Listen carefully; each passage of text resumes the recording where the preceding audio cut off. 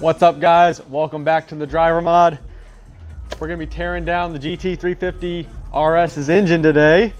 See what kind of carnage we got in there. Thank you for tuning into this episode. This should be episode number 4 in the GT350 engine series. Let's get into it. Now the first thing we're gonna do, we're gonna pull the spark plugs, check those, see if we got any sort of mechanical regapping going on or any early signs of what possibly might have led to this failure. So we're gonna remove the coil covers and get the spark plugs.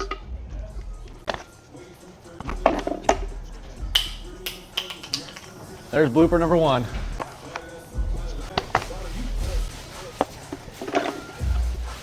Now, if you'd really like to help out the channel and support the GT350 build process, you can check out the video description below where I have a link to Etsy where you can get one of these Need Money for GT350 shirts. I would greatly appreciate it, guys. Thanks. So now we're just disconnecting the ignition coils to get access to the spark plugs.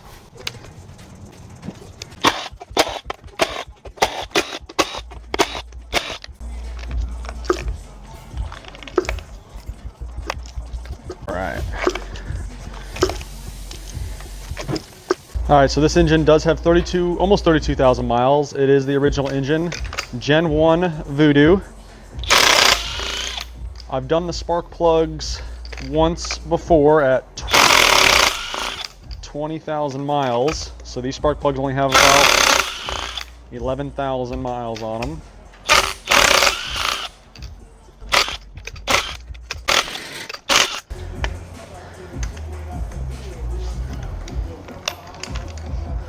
All right.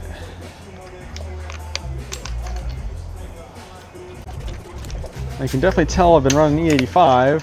At least that's what we were running at the time of this issue. Here are the spark plugs. This is the front of the engine. This is the passenger side and the driver side. Nothing out of the ordinary as far as damaged, electrodes or signs of one cylinder burning more oil than the other. They're all fairly evenly colored, so that's definitely a positive sign. All right, so now that we got the spark plugs out, we're gonna go ahead and spin the engine over and see if we hear anything. Oh, that's nice. That spins nice and freely. No tight spots. All right, now we're gonna get the engine harness off this to make everything easier to get off. All right, so we got a ground there we got to take off. We got our VCT actuators, cam sensors, crank sensor, cylinder head temp sensor. We've had to replace that before.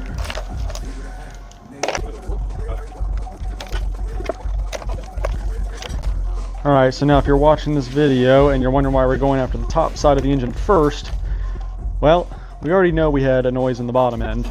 I want to see if there's any cylinder head, ringland piston, cylinder wall scarring damage. All right. Knock sensors, who needs those? If you're familiar with the GT350s, you'll know these harnesses right here are common failure points.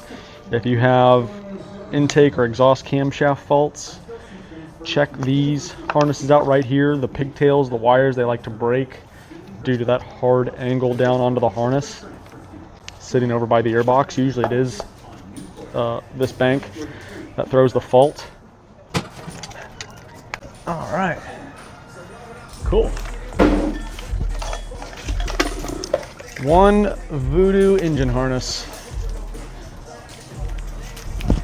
All right, now that is done, let's go ahead and pull these valve covers.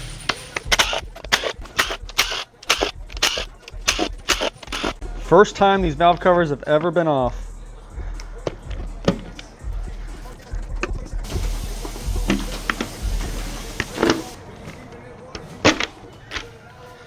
All right. Look at that. I gotta be careful with that. Your dipstick guide tube, those like to break, but look at that. This is the first time I've been in here. Holy crap, this car's top end looks great. Shout out to AMSOIL. All right.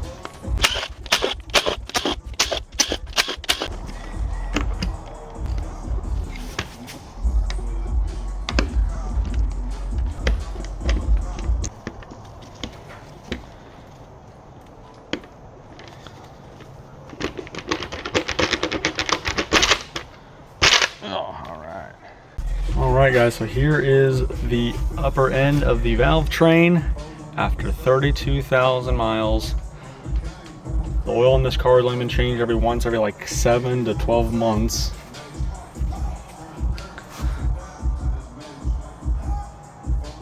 Definitely pretty good looking. Also looking over the chains, the top end, we got no slack in these chains, they look pretty good. Now the next step, we're going to undress the front of the engine so we can pull the timing cover and check the chains.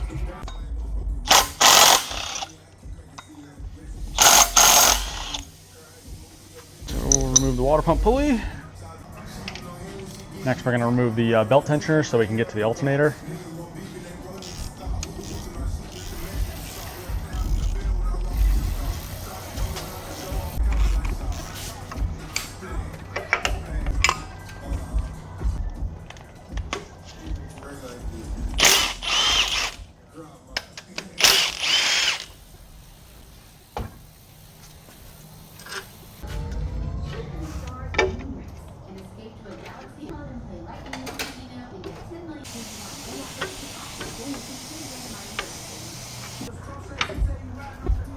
Alright, just use a pry bar to like pry it off the hole down there, and then you can just slide it off the front.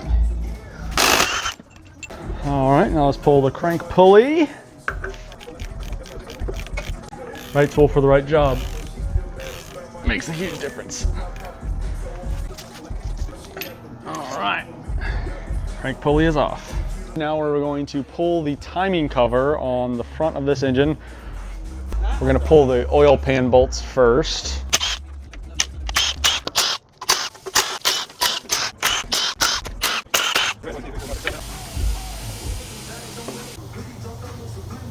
Separating fairly easily. That's always a good sign. Ow. That broke free. And easy. All right, cool. Now guys, the timing cover is off. Let's take a look at these chains and tensioners. Nothing is loose.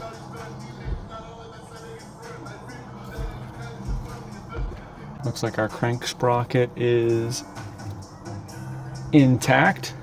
This is after 32,000 miles of mostly hard, spirited driving and track use. So you need to replace your crank sprocket and oil pump gears.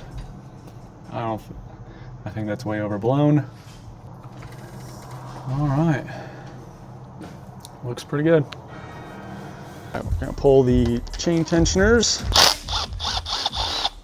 10 millimeters. Take this right off. I made a mess on your floor. Driveway. Woo, woohoo! Yeah, so it's actually 5.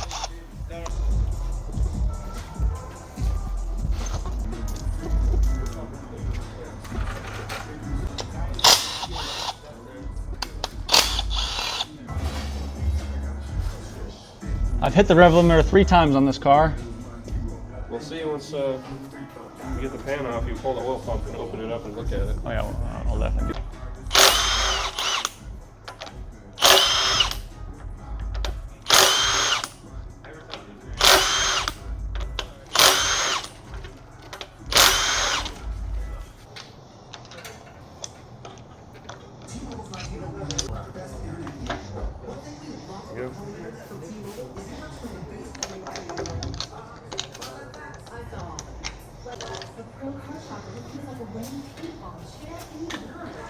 All right, now that we got the phasers, the tensioners, timing chains, all that stuff off, we're gonna go ahead and remove the cams on the engine. So we are going to start with the passenger side.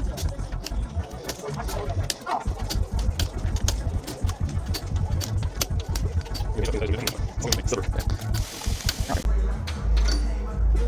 fit.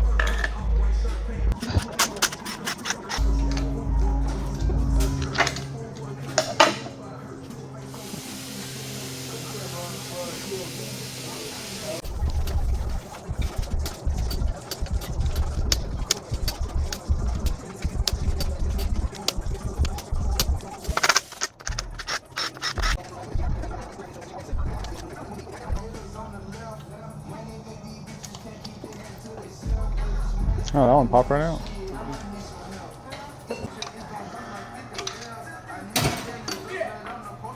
I'm surprised I haven't broken a valve spring on this car.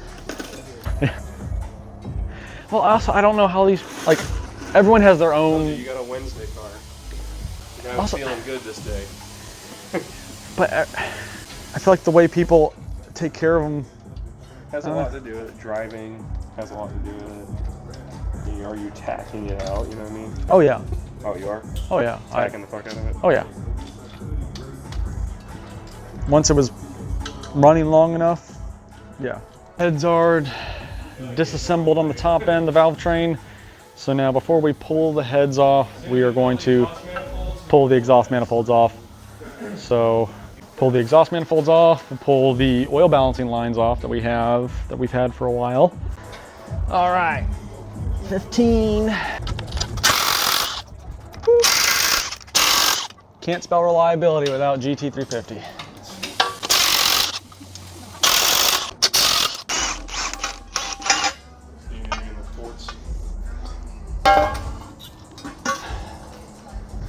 Do I see anything in the ports? Ooh.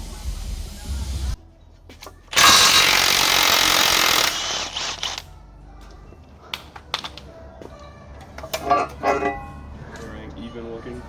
Yeah. Gasket.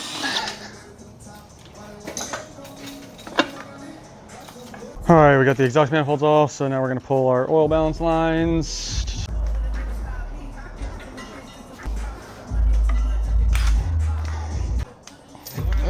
Yeah, that one's coming off with the fitting. Looks like. Whatever, those are all coming off too anyway. This is too big for those.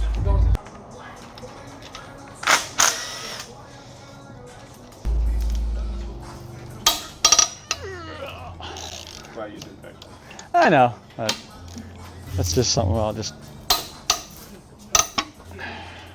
Of course, this isn't a breaker bar either, but.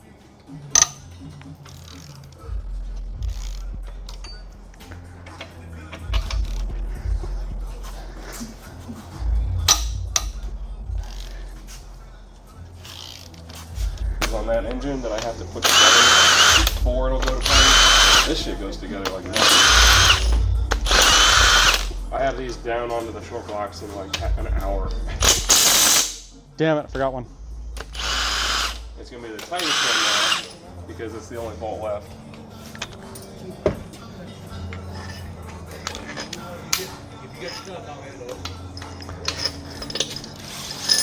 All right, hold on to your butts.